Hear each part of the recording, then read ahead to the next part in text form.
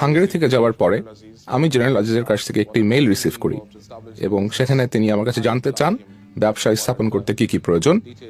আমি ওনাকে বিস্তারিত জানালাম ব্যবসায় স্থাপনের সমস্ত বিষয় ব্যাপারে। এসব কিছুই আমার কাছে কোনো সন্দেহের উদ্রেক করেনি।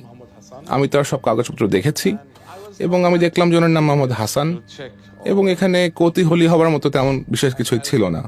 যেহেতু পুরো ব্যাপারটি জেনারেল আজিজের মতো একজন মানুষের কাছ থেকে এসেছে, এখানে সন্দেহ উদ্রেক হবার বিষয়ই আসে না। আমাদের হাতে পাসপোর্ট সহ এমন কিছু জাল কাগজপত্র এসেছে যেগুলো ব্যবহার করে হারিসের ভুয়া পরিচয় তৈরি করা হয়েছে।